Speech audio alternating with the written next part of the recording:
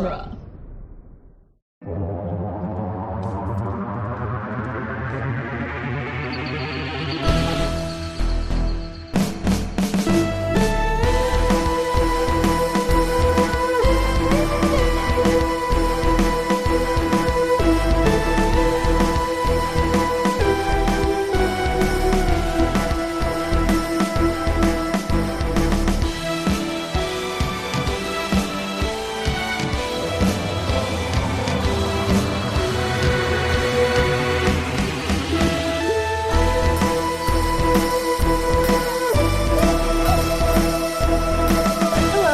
Back to the Doctor's Companion presents Doctor Who The Long Way Around, the weekly podcast where we review and discuss every episode of Doctor Who, one doctor at a time. I'm Cassandra Fredrickson. I'm Nick Jimenez. And I'm Scott Corelli. And today on the show we'll be discussing The Stones of Venice, the 8th Doctor's 4th story. Have we really listened to 4 of these already? Well, no, we've listened to 3 because the first story was the true. movie. Okay, yeah. The TV movie. Okay. Yeah, I did that too. Just kidding.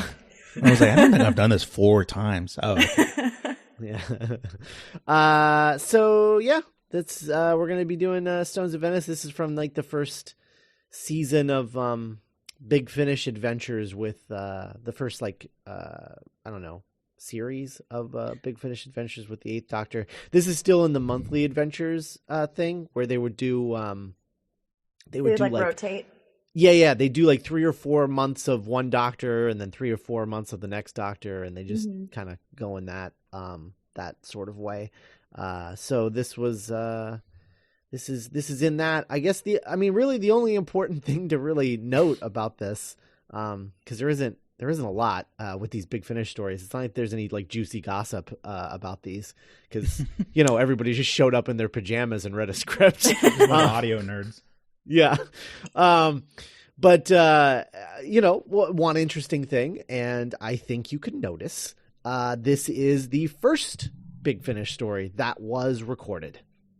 So for some reason they recorded them out of order. Well, it's true to form. You're right. But that's yeah. I mean, you're not wrong, but I just find that interesting. Like, why? Why? Why? Because with Doctor Who, it's such a product of this is the only way we can make this happen. Right, because of locations and actor availability, etc. Right. I guess it could be actor availability could be part of the reason why this is first. But they were planning the With Nilla and I reboot still back then.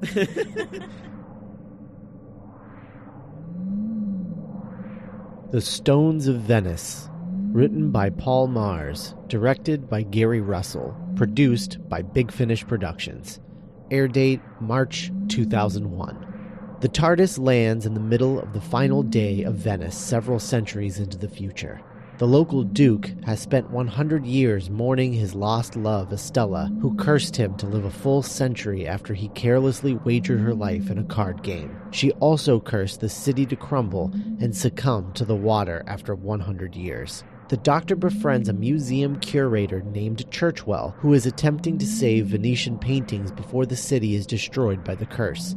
He is also dealing with cult members that worship Estella, who are convinced that Churchwell is hiding a painting of their deity, despite his claims that no painting exists. Vincenzo, the cult leader, wants the painting as part of a resurrection spell that will bring Estella back so that she can save Venice from its fate. Meanwhile, Charlie befriends a gondolier named Pietro, who turns out to be part of a group of gondoliers who have developed gills over the century and have been oppressed by Venice high society. They want the city to fall because they believe that when it goes underwater, it will finally belong to them. He drugs Charlie and convinces her to impersonate Estella so that the curse isn't lifted and the destruction of Venice is a certainty. As it turns out, Estella cannot be resurrected because she was never dead in the first place. A bystander named Miss Lavish reveals herself to be Estella, hidden in plain sight all this time. She is also a vengeful alien who used alien technology, not some magic curse. The Duke convinces her to reverse the curse, which restores Venice, but also costs the Duke and Estella their lives in the process. They embrace one last time and make a heroic sacrifice.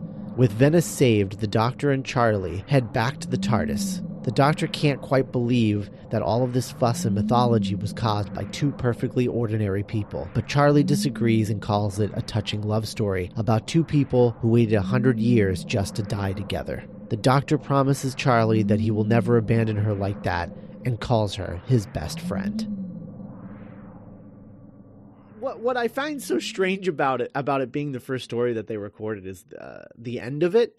It literally ends with the Eighth Doctor calling Charley his best friend, and I'm like, you barely know her. Okay. So he barely knows her. He barely knows her in the context of the stories we've been listening to, right. Let alone by the way they've been recording it. So it's a weird line. It's literally the final line. Like we're being very specific. It's like, "You're my best friend, Charley," and it was. Yeah. And I'll be honest,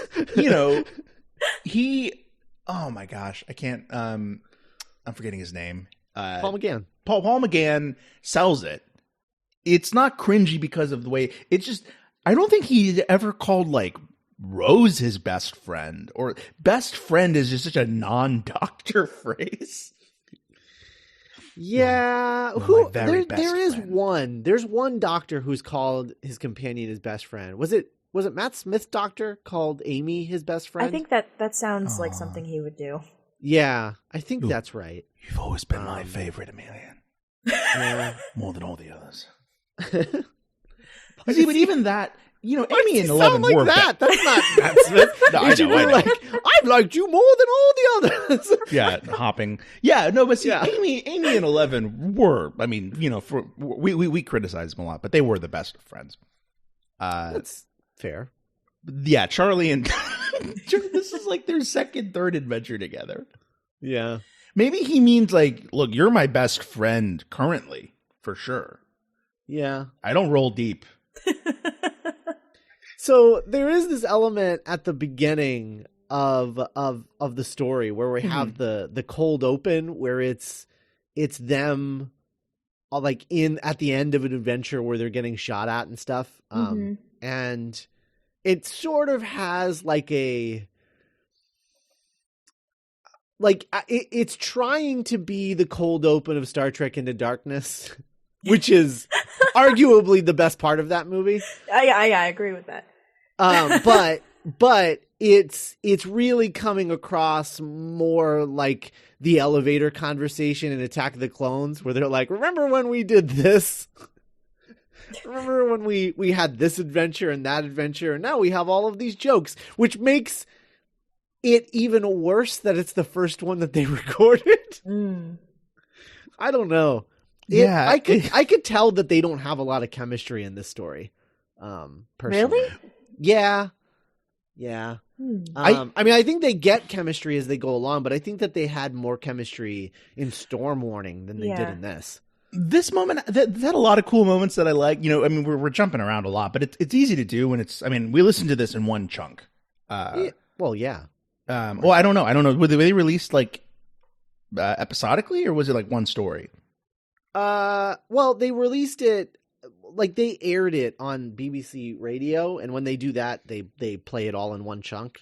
It all comes out in one chunk. It's technically the format is 4 episodes on 2 CDs. Like when you bought it from Big Finish before you could like download the files later. Oh, so these were ever on like terrestrial radio? Right? No, it was. It was on. Okay, it was on BBC Radio, but that was like. Okay.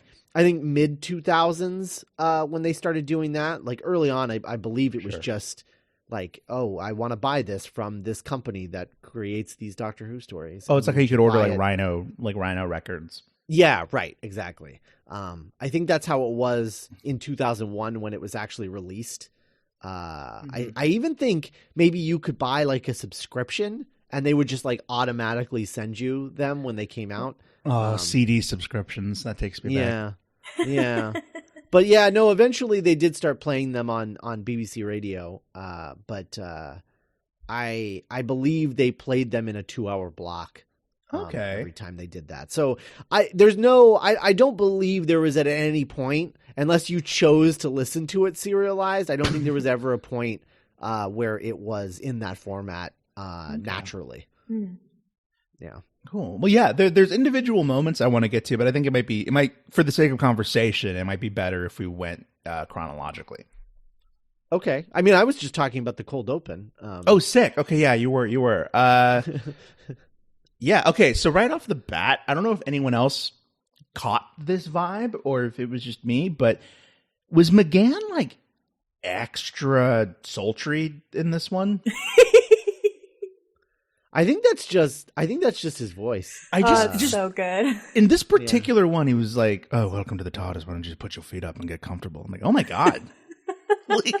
Maybe. Well, I mean, again, it's like the first time that he had played the Eighth Doctor since the TV movie. That's true. That's very true. So maybe he was kind of like warming up to it again. Well, yeah. Well, and warming up to it, but also like, oh wait, like this script is written well. I need to.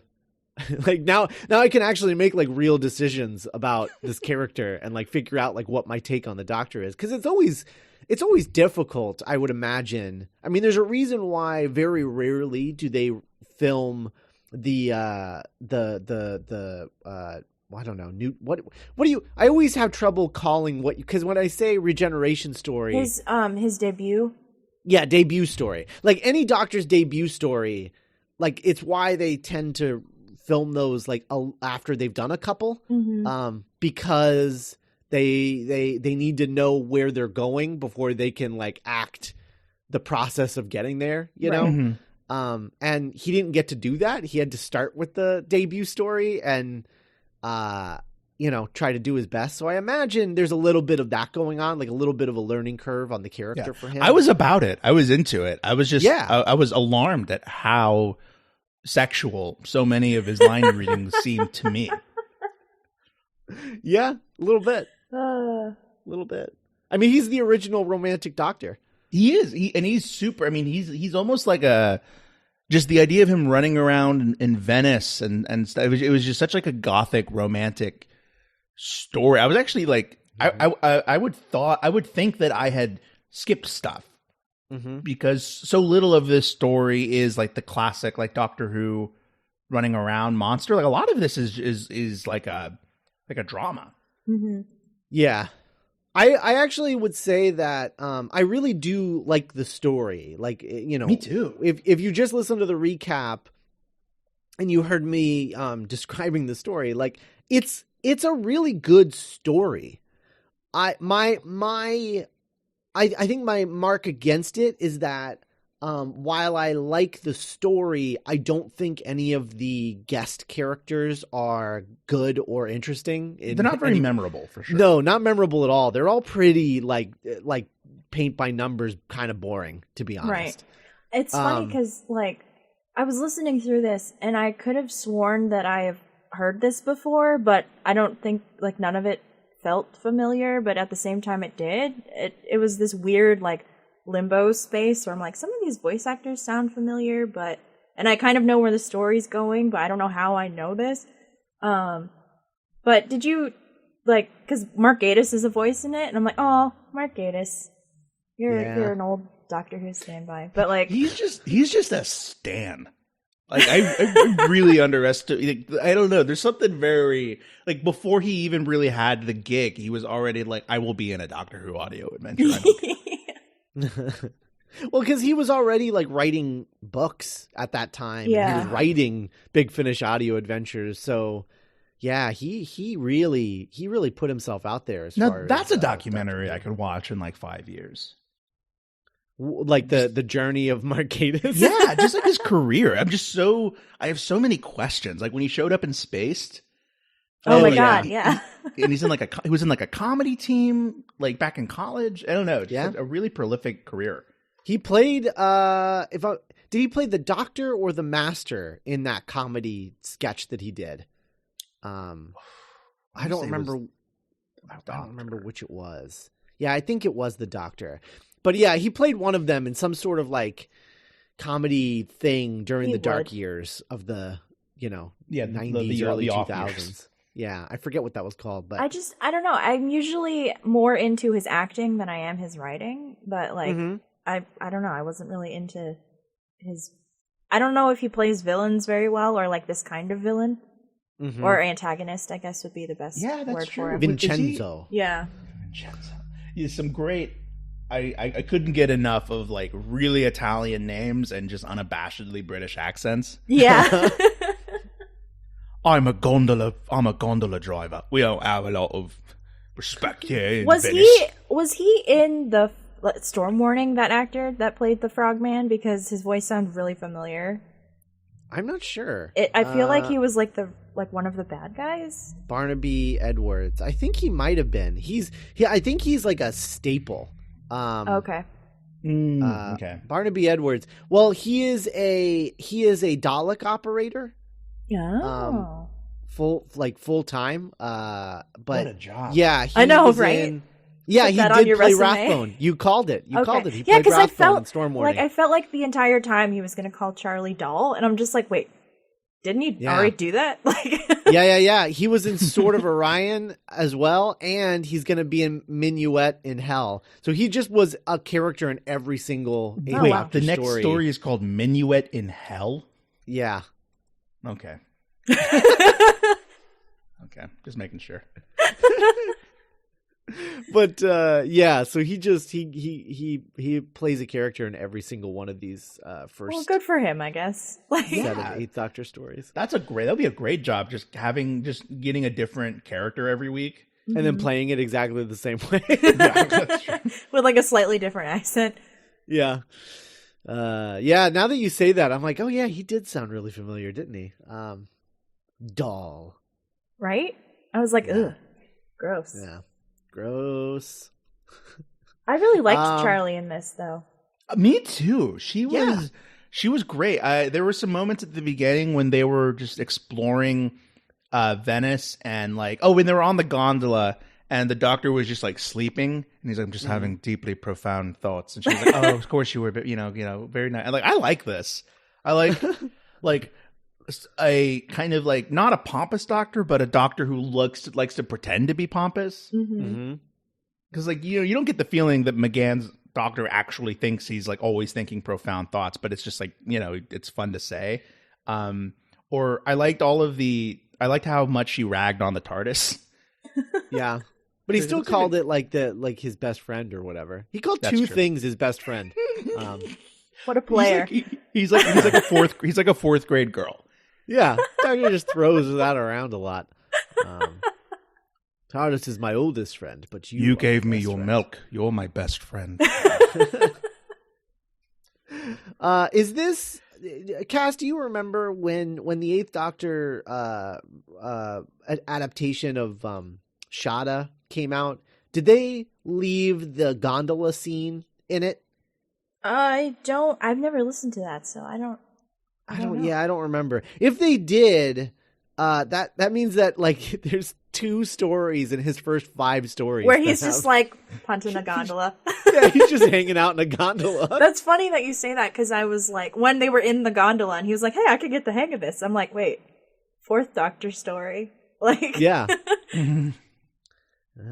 That's Yeah, funny. I like the Doctor in Venice. I liked how much time they took for the Doctor to just like rhapsodize about like the intrinsic romance of the city and the intrinsic like kind of sadness of the city because like it's sinking. And I don't know, it was just a super interesting backdrop for a Doctor Who story. It feels very much like an Eighth Doctor story because it's sort of it's big and romantic, and it has like a cool twist to it where you think that it's a magic story or whatever because it's got like this curse and witches and all this crazy stuff, and then you find out that actually she was an alien and it wasn't a curse, it was like a alien science fiction-y thing. And I don't know, like just everything about that I liked. And I liked the fact that it was easy to forget when you're listening to it, but it's not just like Venice or ancient Venice. It's actually like Venice in the far Venice, future. yeah. Yeah, it's like future Venice of like 2294. Right, when it's like about to go. Right. And I think that's I don't know. I just, this felt very Doctor Who to me, and I feel like if we could see it, it would have been gorgeous. Like, yeah, just amazing. Yeah. I feel like the Eighth Doctor is in a different world. He is like the perfect Doctor for like a series of theatrical Doctor Who films.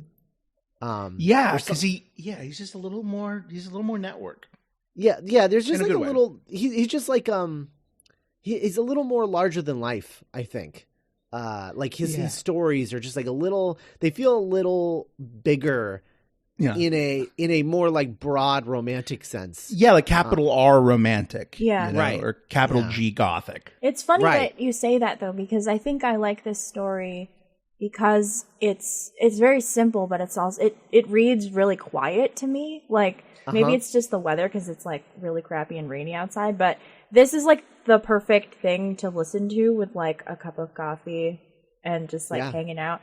And I don't know. I liked how like Shakespearean they were trying to be. Like, I mean, the obvious reference with Orsino aside, like I really liked the weird like fourth wall breaking like soliloquies that the old lady was given, and like it's such a weird, interesting mix of things that you wouldn't expect Doctor Who to try, but it works for this, and I really enjoyed it. Why not? You know, like just to hear an audio story that's actually taking advantage of its medium instead of trying to fit like a classic Doctor Who type episode into an audio format I was like, like, this probably wouldn't work as well as an episode. It would be kind of too slow. But like Cass said, when you're in your room and you've got your coffee and you're like just on the couch, it's soothing in a way.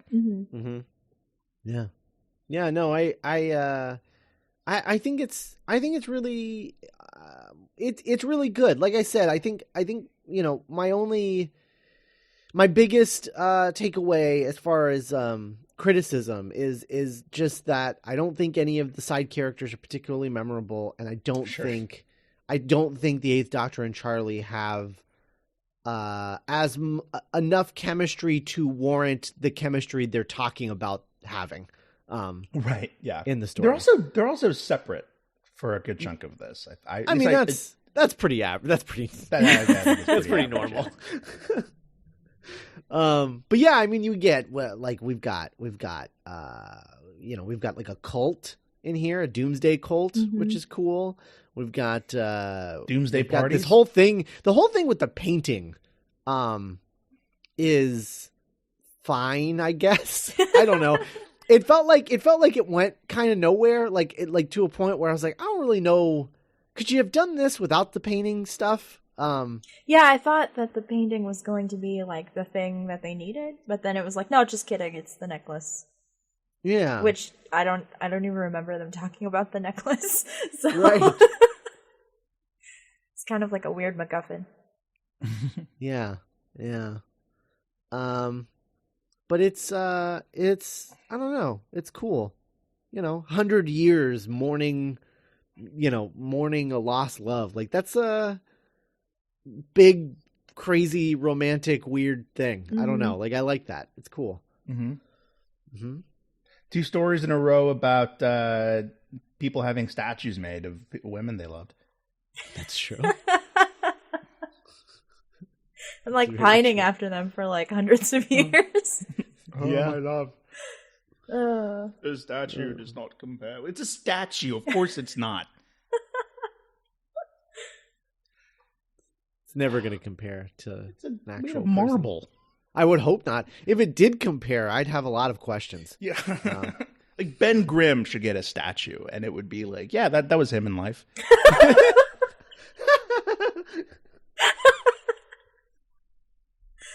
Oh my gosh. Oh, that's incredible.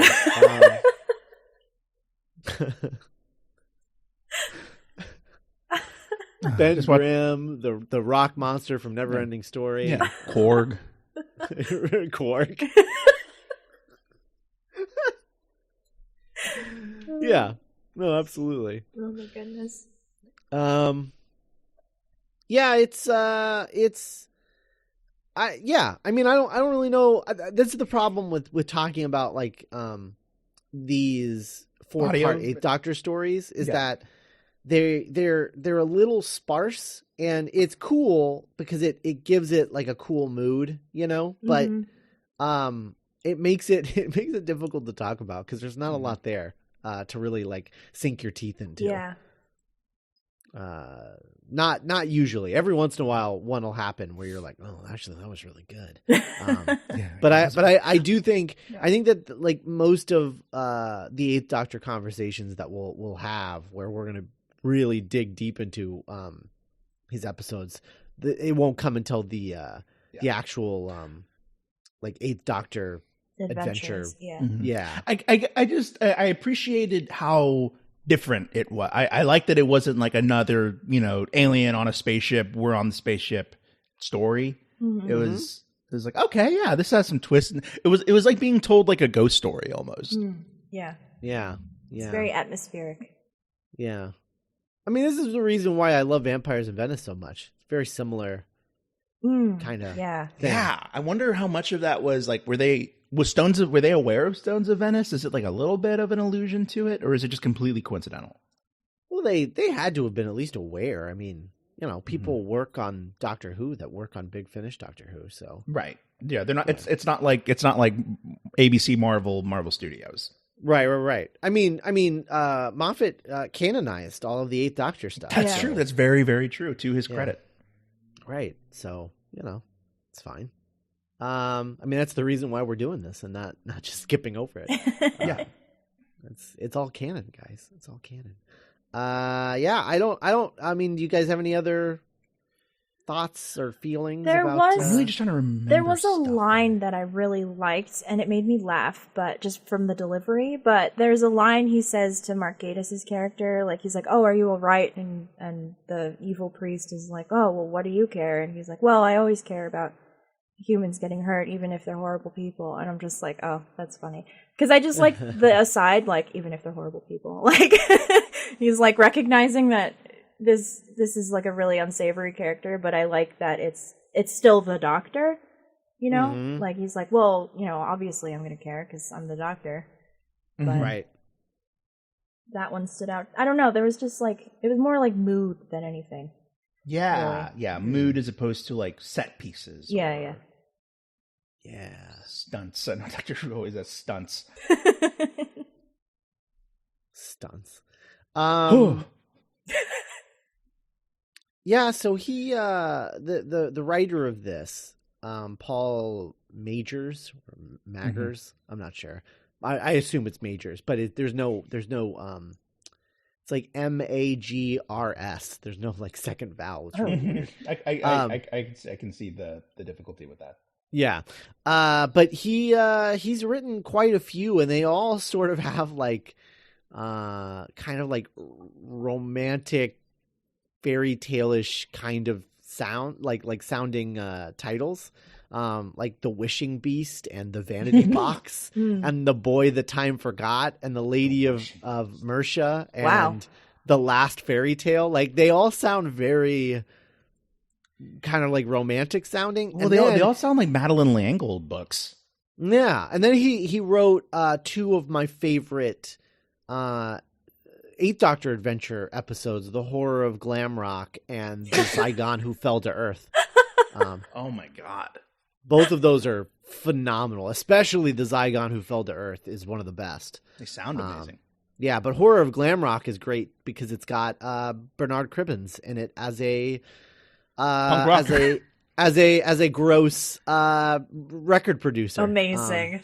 Just like a completely different type of character. Oh my goodness. I really wanted you to say Bernard Cribbins was playing like a glam rock star.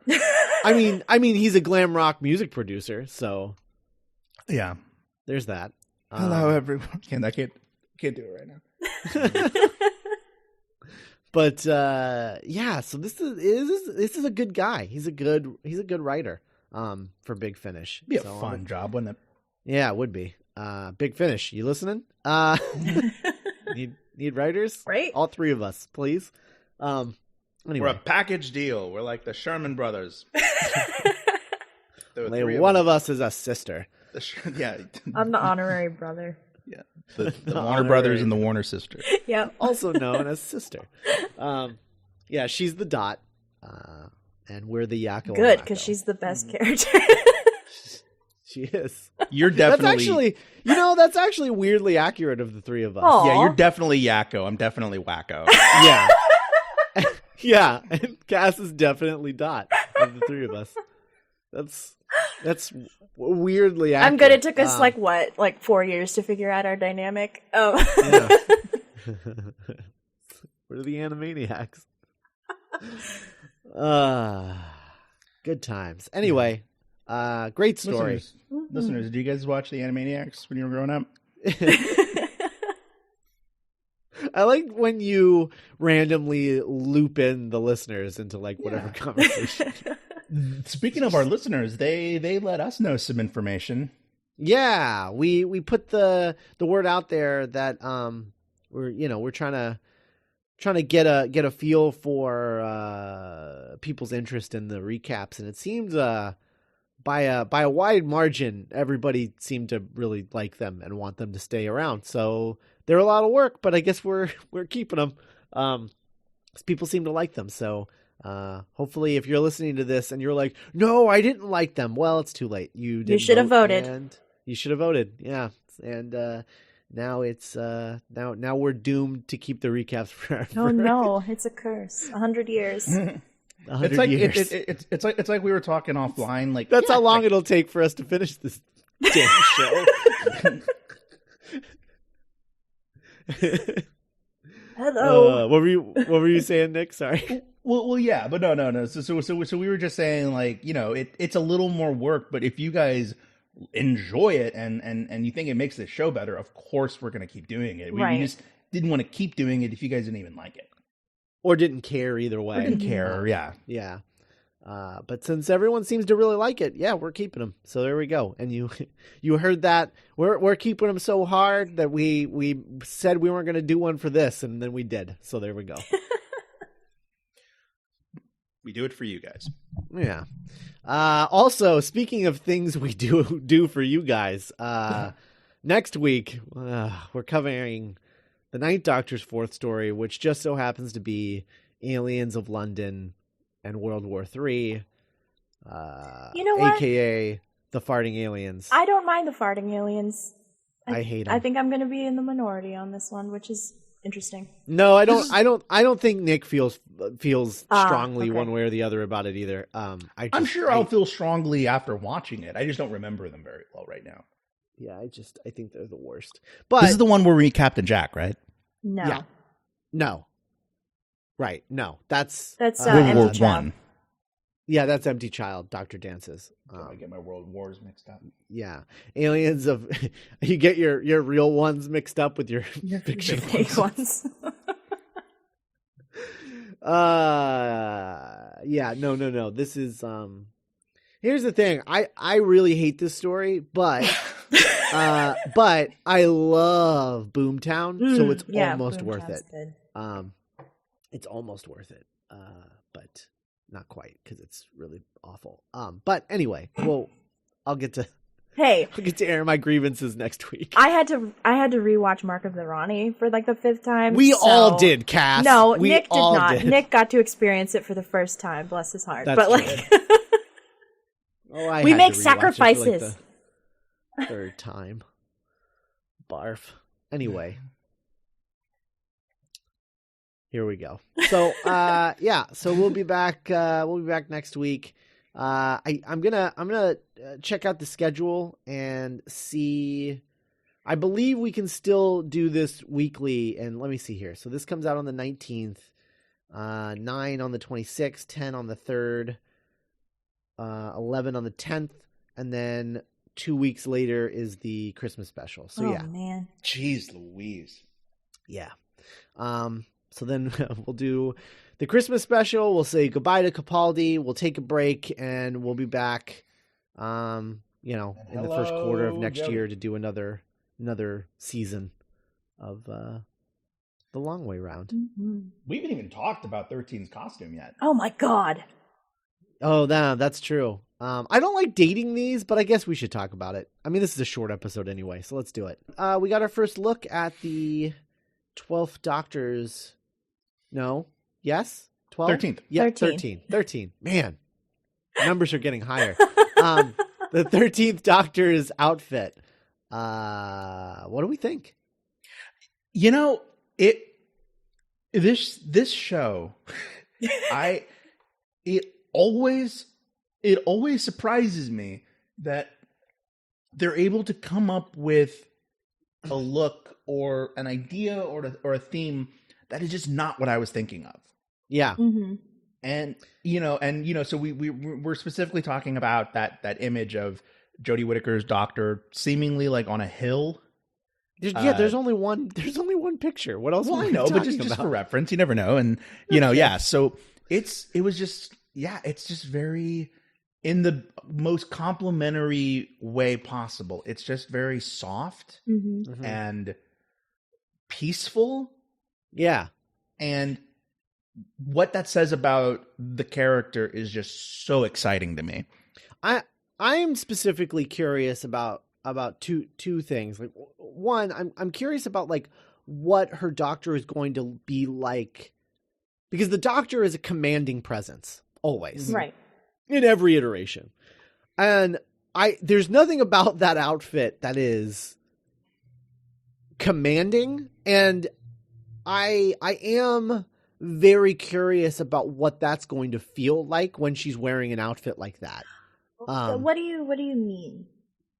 Like commanding a room, and like it's entirely possible that could be like part of the the story that they're going to tell is like, oh, the Doctor is used to like just walking into a room and owning the room, and now that he's a woman, it's proving to be more difficult, and maybe the outfit is sort of like a reflection of that in a way. And I think that's a totally valid like story where the Doctor is just like, is this what it's like for you, like how it's always been like for you, like talking to a companion, like, my God, this is awful. It's like, I'm sorry. Yeah, oh God, this is terrible. So like I think that's that would be a cool way to take it. But yeah, I'm curious like how her Doctor is going to look just like moving around in that outfit and being a commanding presence. Because like I said, the Doctor is always a commanding presence, and I have no doubt that she will be a commanding presence as well. But, like you compare, there's definitely more personality in this costume than Capaldi's first costume. Yes. Over time, he certainly added more personality, and I came to love his later outfits much more than the deep breath outfit. Yeah, than the deep breath outfit, right? But it's just really interesting. Like, I just don't know what to expect. I'm just so like excited. I don't know. I think that I'll go. Please, I think that her costume, at least from like the picture, I think it is commanding in a way that is like surprising. Like, it's not what you would expect from the first female Doctor. So in that way, it like undercuts things and kind of makes you like unbalanced, or not unbalanced, but like on shaky footing. Like, I don't know what to expect from this. And that in its own way, I think is a sense of like, she has like the upper hand that way. 'Cause she's like always one step ahead of people, which is like what the Doctor is about. So I think it's, I don't know. And I appreciate that her pants are not skin tight. I really appreciate that. Like, it's just, she just seems very like, with 11 and 12, we were building towards like, no, he's not the ultimate Doctor. This is the ultimate Doctor. He's even meaner, and he just snaps his fingers and the TARDIS door opens. He's the boss. He's the biggest boss. And so I like the idea of now, what if like 13 was like, I don't have that ego. I don't need to tell anyone that I'm the biggest, coolest. I'm just going to just sit here, and I have unfathomable power that you can't even comprehend, but I don't need to raise my voice. Like, that's just a very, like, the idea of like a patient, a doctor, kind of like I remember thinking the other day, like, what if it was like Jane Goodall, but instead of chimpanzees, it's like she's just fascinated with like humanity. But it's just this like That's incredible. Oh my god. Oh, that's amazing. I'm down for that. Like an Ellie Sadler doctor as opposed to a Ian Malcolm doctor, you know? Yeah. Because I mean, I'm just like looking at all of New Who, right? And Yes. the Ninth Doctor's costume is while it grows on you over time, it's not like immediately like, wow, what a great costume. Yeah, it's very understated. Very understated. The 10th Doctor, like right away, the first image of his doctor, I was like, that's going to be my favorite doctor. Like I just knew, right? Because it's an instantly iconic outfit. And I would say the same thing about the 11th Doctor's first outfit. Yes. Instantly iconic, I think.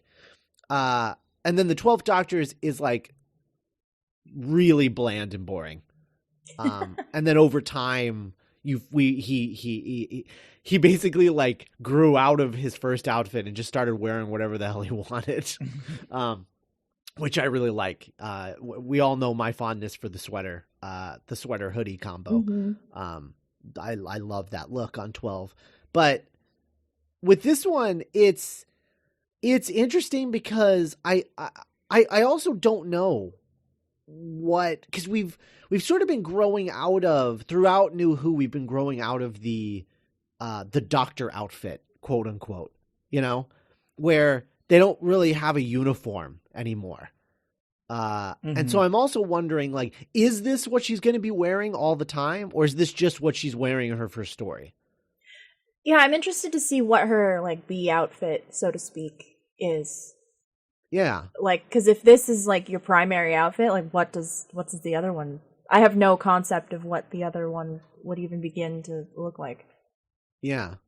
And as I described it, I think on the group is I love that it just looks like a bunch of stuff she found in a closet, because what I like about that though is that the Doctor's never been a woman before, so like the Doctor might not be prepared to be a woman, and so like you just have to like rummage through closets of old companions to just like find to pick stuff. Yeah.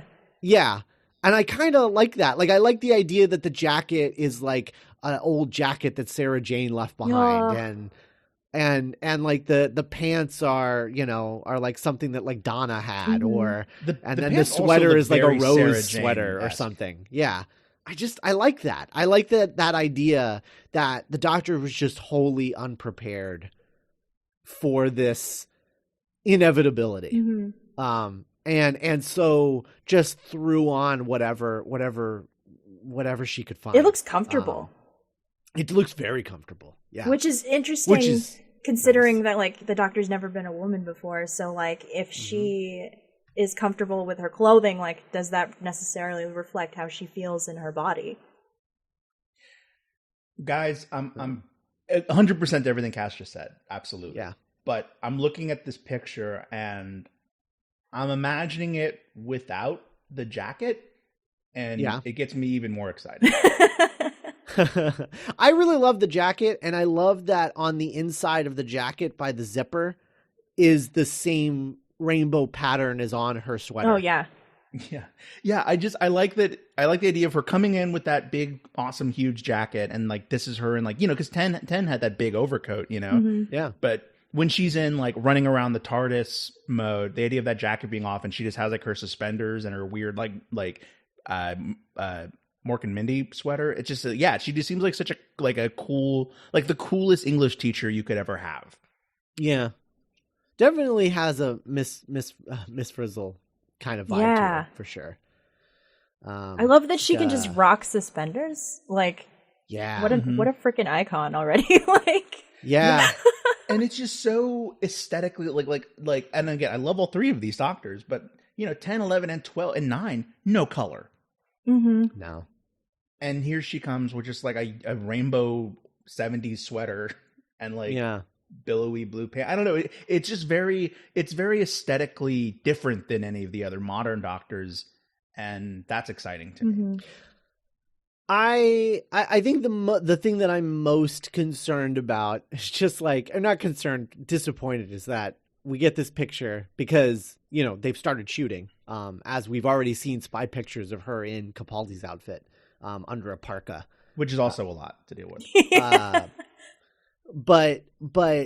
So yeah, we've already seen that they've started filming, which is why they released these images so that it doesn't get spoiled by paparazzi. Mm-hmm. They don't want to give them the pleasure or the money for selling paparazzi pictures. But it really bothers me that they're already shooting and we're not getting any of these episodes until next fall. Yeah, that's so far away. And it's.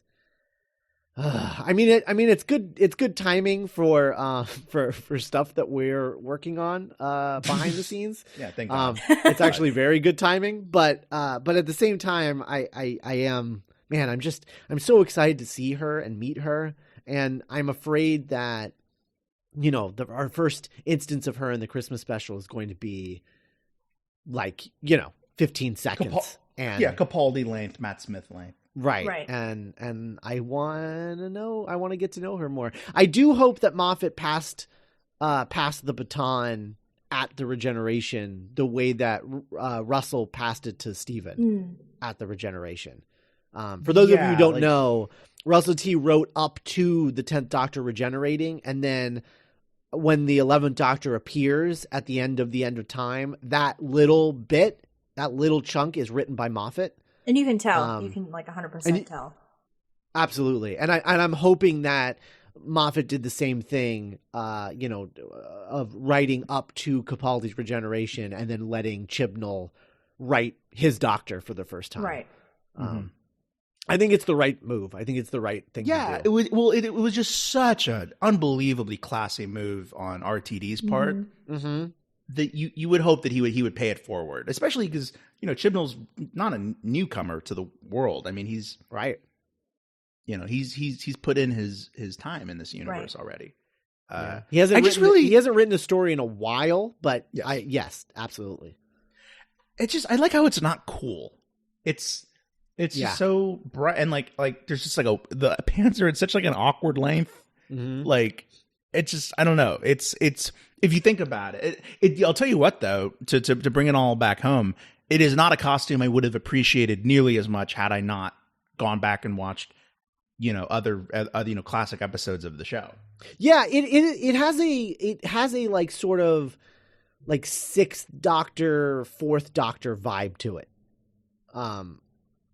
To me, like I feel like it has that sort of energy. I think. Mm-hmm. Whereas Capaldi was very much like, oh, we're bringing it back to like that Troughton, Hartnell kind of wizard grandpa era. Right. It's not black and white, but it might as well be. Yeah. Mm-hmm. Yeah. I like that we're going like really colorful with her. It's cool. It would also be cool if she had sort of a Troughton vibe to her. Oh my God, I would love that. Of just like having that sort of like, you know, like goofy uncle. She's like a goofy aunt. I don't know. Oh, like the cool aunt. Yeah. Yeah. That'd be kind of cool. I'd like that. So yeah, just a tremendously exciting time to be a fan of the show. Yeah. Who do you think? Man, I mean, we're about to find out. We're gonna find out in like a month. But who do you think is? Do you think anyone's gonna be around for her regeneration? Oh man. Oh my God, like Pearl Mackie, like. Yeah, I mean, we know Pearl Mackie is in the Christmas special to have like a proper goodbye. And I feel weird even saying Bill because that's so up in the air. Like who knows what, you know? Yeah. I mean, it's Doctor Who. Yeah, that's true. Like Billy Piper was in Day of the Doctor, but we didn't really see Rose Tyler. Right. Yeah, I don't know. That's really interesting. The idea of her regenerating, the idea of 13 appearing and having no one around is really sad to me. No. Yeah, well, I mean, that's what happened to Matt Smith. Yeah, that's true. He turned out fine. Yeah, he's very.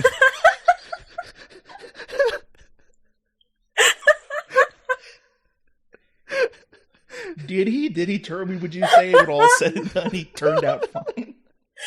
That was such a 10th Doctor thing too. Like, well, like, oh my God, he got it at the end. Yeah, save that anyway. Anyway, good times. Good times. We're getting closer to Christmas. Just so I just love this. It's the thing that I love more than anything about being a Doctor Who fan is how everything everything changes. Mm-hmm. Every like handful of years, just everything about the show changes, and it has never been more true than what's about to happen. Yeah, it's so great. Cool. You love these shows so much, and it's always cool when you can feel the show kind of reflecting what we're feeling about, being alive right now, but like in a positive way. Right, yeah. Mm-hmm.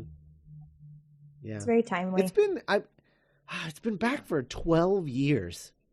That's crazy. Mm-hmm. 12 years. That's insane. Like, just think about, like, we are in we're in the Tom Baker era right now. What? Yeah. Oh, shoot. Right? 63 to 75, yeah, right? Yeah. Yeah. Yeah, Tom Baker era. Not even the good... Aren't we even past the good Tom Baker yes, era? Yes, we are. Yeah. Wow. Where's the camera?